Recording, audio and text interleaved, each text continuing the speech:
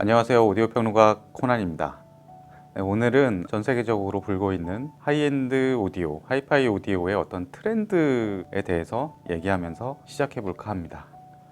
기술적인 이슈라든가 디지털 아날로그 붐 이런 트렌드도 있지만 그 중에 하나는 디자인에 관한 부분이에요. 그 중에서도 레트로가 굉장히 트렌드의 한 축으로 자리 잡고 있습니다. 예를 들어서 포칼이라든가 아니면 소너스 파베르 이런 여러 브랜드에서 1960년대나 아니면 1990년대 그 당시의 디자인을 다시 리노베이션해서 신제품에 적용하고 있는데요. 이런 재조명의 목적은 무엇일까요? 저는 이런 헤리티지를 다시 부각시키면서 동시에 미래로 나아갈 어떤 도약, 추진력 이런 것들을 얻으려고 하는 뜻이 담겨 있지 않나 그런 생각을 해봅니다. 마란츠 같은 경우도 최근에 이런 붐에 합류해서 새로운 제품을 내놓고 있어요.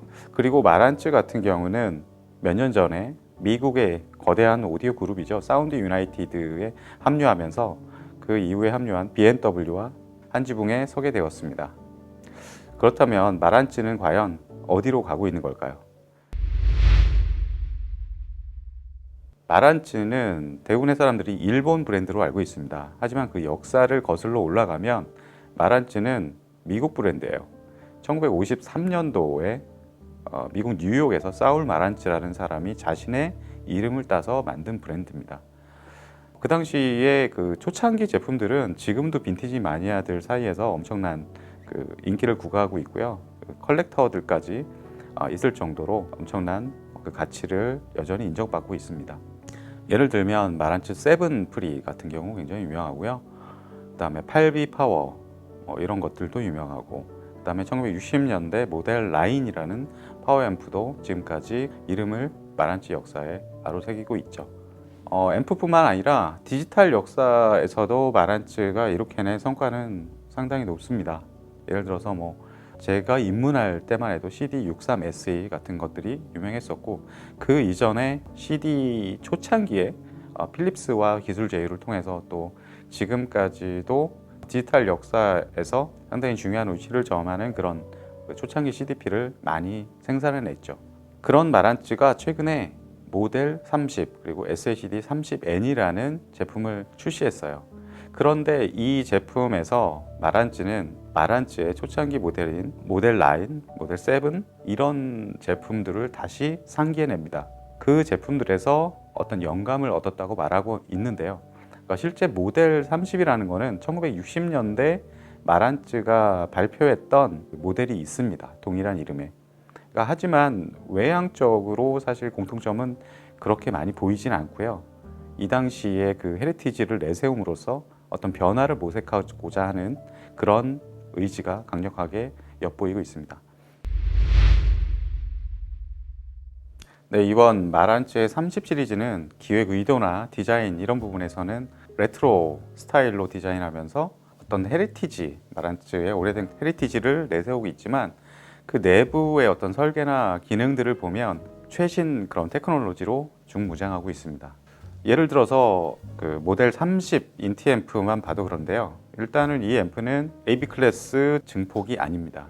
그러니까 D 클래스를 채용하고 있고요. 하이펙스의 NC500이라는 증폭 모듈을 채용해서 8옴에 100W, 4옴에 200W 출력을 내고 있어요. 그렇게 그 하이펙스의 아주 작은 증폭 모듈을 사용하다 보니까 내부에 이제 많은 공간이 생기겠죠? 여유 공간. 그 여유 공간에는 프리앰프를 대폭 확장시켜서 적용하고 있는데요. 프리앰프 입력단에는 JFET를 사용하고, 그리고 마란츠의 독보적인 회로죠. HDAM 그 회로를 넣어서 풀 디스크리트 회로를 구성하고 있습니다. 그리고 이 정도 사이즈의 앰프에서는 대부분 프리앰프단을 아주 간략하게 설계하는 경우가 대부분인데, 마란츠 같은 경우는 전원부마저도 별도의 전원부를 설계해 놓고 있습니다. 내부에 보면 꽤 커다란 토로이달 트랜스가 내장되어 있는데요. 리니어 전원부를 프리앰프에 별도로 설계해 놓고 있는 모습입니다. 입력단 같은 경우는 RCA 입력단 4조가 마련되어 있고요. 추가적으로 그 턴테이블과 바로 연결해서 사용할 수 있도록 MM과 MC 포노단을 내장하고 있어요. 그 중에서 MC 포노단 같은 경우는 MC 카트리지마다 이제 부하 임피던스가 다른데 그런 부분들에도 대응하기 위해서 세 가지 로딩 임피던스를 또 지원하고 있습니다. 네, 다음으로 소스기기죠. SACD30N에 대해서 살펴보겠는데요. 일단은 CDP입니다. 그리고 마란츠가 오랫동안 계속 유지하고 있는 SACD까지 재생 가능한 CDP예요. 그래서 일반적인 레드북 CDP 외에 SACDP까지 겸하고 있고요. 사실 이 정도 가격대에 SACDP를 구한다는 것은 요즘에 참 쉽지 않은 일입니다. 하지만 이 모델은 사실은 네트워크 플레이어 겸 DAC입니다. 거의 단독 DAC 겸 스트리밍 플레이어로 활용할 수 있는 제품이에요. 내부에는 마란치 뮤직 마스터링이라는 마란치의 독보적인 DA 변환 회로가 내장돼 있고요. 이 회로를 통해서 PCM 포맷의 경우에 24비트 192kHz 그리고 DSD 응원까지 처리가 가능합니다. 그리고 스트리밍 플레이어 같은 경우에는 그 플랫폼이 굉장히 중요하죠. 마란치 같은 경우는 독자적으로 개발한 헤오스라는 홈 엔터테인먼트 오퍼레이팅 시스템을 내장하고 있습니다. 그 플랫폼 위에서 스포티파이라든가 타이달이든가 여러 가지 그런 온라인 스트리밍 서비스를 즐길 수 있습니다. 그리고 이외에 그 디지털 입력단 다양하게 마련되어 있는데요. 동축, 광, USB 이런 입력단 모두 내장하고 있고요. 이외에 DLNA, UPnP, 무선 전송 방식인 블루투스, 에어플레이 이런 것들도 모두 대응하고 있어서 CDP 겸 네트워크 플레이어로서 그런 기능은 굉장히 광범위합니다. 그럼 여기까지는 전체적인 마란치의 어떤 역사 그리고 30 시리즈의 특징들에 대해서 알아봤고요. 이어서 전체적인 성능에 대해서 좀 살펴보는 시간을 갖도록 하겠습니다. 네, 가장 중요한 그 퍼포먼스, 성능에 대해서 알아보는 시간입니다. 마란츠 30 시리즈에 매칭할 스피커는 BMW의 802 D3 버전입니다. 같은 사운드 유나이티드 소속 브랜드이기도 하고요. 최근에 4세대 버전이 나오기도 했는데 일단 이번 시청에서는 3세대 802로 시청을 해보겠습니다. 여러 가지 음악들은 많이 들어봤는데요. 기본적으로 마란츠 이번 30 시리즈가 내주는 소리 과연 어떨지 저도 상당히 궁금했는데 802 D4와의 매칭해서 의외로 좋은 소리를 들을 수 있었습니다. 일단 전체적인 어떤 밸런스나 이런 부분들에서는 대역 밸런스 전체적으로 상당히 좀 평탄한 편이고요. 기존 마란츠의 에비 클래스 앰프들에 비해서 좀 더 평탄하고 좀 더 엣지 있는 그런 소리를 들려줬습니다. 예를 들어서 웅산의 I Love You 같은 음악들을 들어보면 이 보컬 음색이 굉장히 좀 생생하고 전반적으로 좀 엣지가 있고 이렇게 들렸고요. D클래스 증폭이라고 해서 좀 딱딱하거나 건조하지 않을까 이렇게 걱정하는 분들도 계실 텐데 그런 그 느낌은 별로 받지는 못했습니다. 네, 다음으로는 리듬, 타이밍 앤 페이스 이런 부분들을 체크해 보기 위해서 몇 가지 음악을 들어봤는데 D클래스 증폭 모듈을 장착한 마란츠는 제 경우 처음인데요. 어택의 강도라든가 어떤 속도감 이런 부분에서는 확실히 기존 그 마란츠 사운드에서 상당히 좀 변모한 부분이라고 할 수 있습니다. 예를 들어서 제가 평소에 많이 이런 부분들을 테스트할 때 쓰는 포폴레이의 챈트라는 곡을 들어봤는데요. 시작부터 이렇게 드럼이 강타를 하죠. 이 드럼의 강타의 어떤 어택의 그 힘이라든가 이런 것들은 상당히 높고 그리고 굉장히 좀 빠른 스타일입니다. 전반적으로 어떤 그 힘의 강약 조절 이런 완급 조절 면에서 아주 인상 깊은 사운드를 들을 수 있었습니다. 그 다음으로는 음색적인 부분들에 대해서 좀 더 살펴봤는데요. 트론트하임 솔리스텐의 홀베르크 모음곡을 좀 들어봤습니다. 이거는 린드버그 리드 2L 노르웨이 레이블에서 발매한 앨범의 수록곡인데요.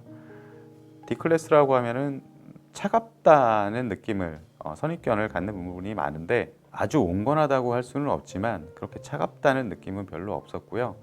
이게 현악 앙상블이 그 연주를 했지만 굉장히 좀 스피드가 빠르고 아주 날쌔게 질주하는 그런 느낌이 상당히 중요한데요. 그런 부분들도 아주 수월하게 아주 쉽게 표현을 해줬습니다. 다음으로는 정의감 측면에서 여러 각도에서 좀 테스트를 해봤는데요. 대표적으로 핑크 플로이드의 다크 사이드 오브 더 문 앨범 중에서 타임 같은 곡을 좀 거론할 만할 것 같아요. 이 제품이 사실 그 네트워크 플레이어 겸 DAC 겸 SACDP인데 SACDP의 음질이 가장 좋은 거는 또 사실입니다. 핑크 플로이드의 이 앨범에 이제 여러 판본이 있는데요. 2003년도에 발매됐던 SACD가 있어요.